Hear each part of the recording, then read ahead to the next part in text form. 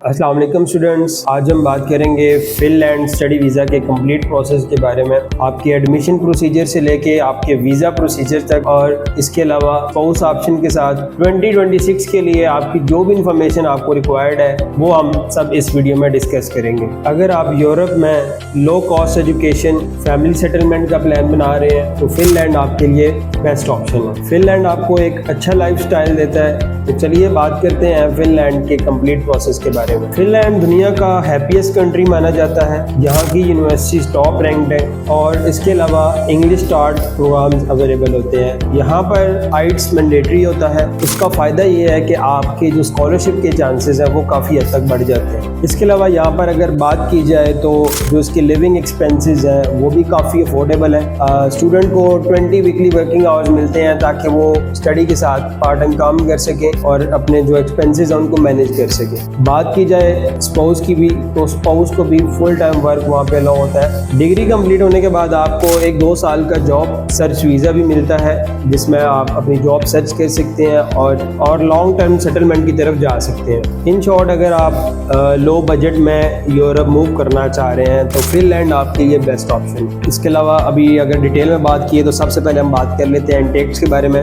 इसका जो major intake होता है वो सितंबर इंटेक होता है। बेस्ट टाइम की बात की जाए, आपका लिए जो बेस्ट टाइम है वो अप्लाई करने का वो दिसंबर और जनवरी है। इसके एडमिशन दिसंबर के एंड में या जनवरी के स्टार्ट में ओपन होते हैं। 2 वीक्स का उनका ड्यूरेशन होता है। आपके लिए बेस्ट टाइम होता है उस ड्यूरेशन में अप्लाई करने का। उसकी वजह क्या है? एक तो ये है कि वहाँ पे मैक्सिमम यूनिवर्सिटीज़ ओपन होती हैं, सीट्स ज़्यादा अवेलेबल होती हैं वहाँ पे। थर्ड पे जो है कि आपका अर्ली बर्ड स्कॉलरशिप गेन करने के चांसेस काफ़ी हद तक बढ़ जाते हैं। 2 तरह की एप्लीकेशन सिस्टम्स होती हैं। सबसे पहली रोलिंग एप्लीकेशन, जहाँ पर जब यूनिवर्सिटी सीट्स फिल कर लेती है तो वो अपना पोर्टल बंद कर लेती है। दूसरी जो होती है वो होती है सेपरेट एप्लीकेशन, जहाँ यूनिवर्सिटी खुद अपना एडमिशन डायरेक्ट लेती है, मोस्टली 2 to 3 वीक्स के लिए। इसके अलावा बात की जाए तो इसका एक और इंटेक जनवरी में भी होता है, लेकिन बात की जाए तो मैंने आपको पहले बताया इसका मेजर इंटेक सितंबर इंटेक है। उसमें आपके स्कॉलरशिप के चांसेस ज़्यादा होते हैं, बट मोस्टली कुछ स्टूडेंट्स जनवरी इंटेक में भी एडमिशन स्कोर करते हैं। तो अगर आप 2026 में किसी अच्छी कंट्री की तलाश में हैं तो फिनलैंड आपके लिए अच्छा ऑप्शन है। आप अभी से इसके ऊपर रिसर्च करें और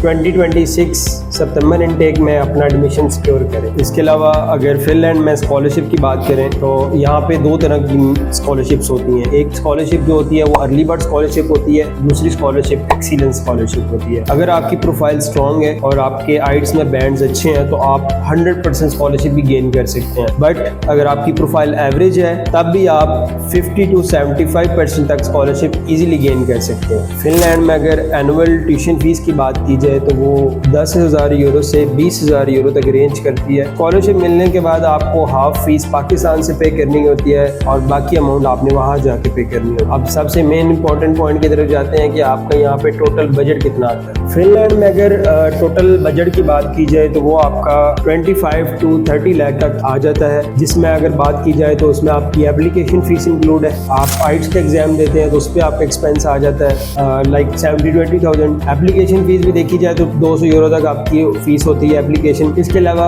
आपकी डॉक्यूमेंट्स अटेस्टेशन पे आपका एक्सपेंस आ जाता है। यूनिवर्सिटी फीस की बात की जाए मिनिमम अगर देखा जाए तो 5,000 यूरो से 12,000 यूरो तक आपकी फीस आ जाती है। इसके अलावा जो इसका मेन एक्सपेंस आता है वो आपका जहां आप बायोमेट्रिक के लिए जा रहे होते हैं उसका एक्सपेंस होता है। क्योंकि देखा जाए कि फिनलैंड के लिए पाकिस्तान में एम्बेसी नहीं है तो बहुत सारे स्टूडेंट्स जो है वो किसी दूसरी कंट्री में जाके अपनी बायोमेट्रिक करवाते हैं। और यहाँ पे बहुत सारे ऑप्शंस भी होते हैं आपके पास, बट मेनली जो टारगेट किया जाता है वो दुबई को किया जाता है। उसकी वजह ये है और करना भी चाहिए क्योंकि एक तो एक्सपेंस जो है ना उसके लिए कम आता है। राउंड अबाउट आपका 5 to 6 लाख में आपका ये सारा एक्सपेंस कवर हो जाता है। इसमें अगर बात की जाए तो आपकी वीज़ा फीस होती है दुबई जाने की राउंड अबाउट 40,000 तक होती है। टिकट की बात की जाए रिटर्न टिकट इंक्लूड करके ये 1,50,000 तक आपकी होती है। इसके अलावा आपकी फिनलैंड की आरपी फी होती है वो राउंड अबाउट 350 यूरो तक होती है।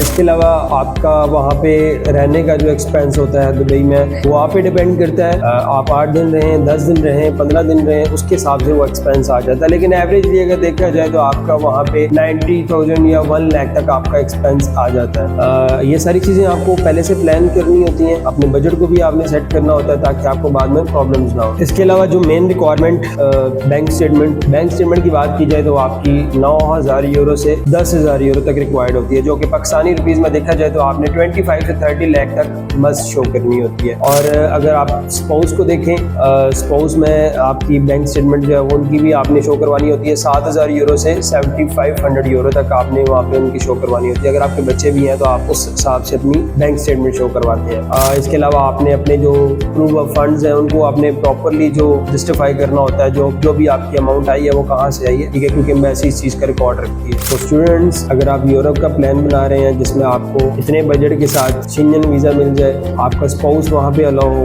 उनको वर्किंग राइट्स हो, फिनलैंड आपके लिए टॉप डेस्टिनेशन है 2026 में। अगर आप 2026 के लिए इंटरेस्टेड हैं और अपना प्रोसेस स्टार्ट करवाना चाह रहे हैं तो आप हमारे नंबर्स पर रब्ता करके BSA कंसल्टेंट की टीम से रब्ता कर सकते हैं। हम आपको प्रॉपरली गाइड करेंगे आपके एडमिशन प्रोसेस से लेके आपके वीज़ा प्रोसेस तक, इवन के आपका जो दुबई का ट्रैवल प्लान है उसमें भी आपकी हेल्प हो जाएगी। आप हमसे रब्ता कर सकते हैं। अगर आपको वीडियो पसंद आई है तो आप लाइक करें, शेयर करें और सब्सक्राइब कर दें। Thank you so much.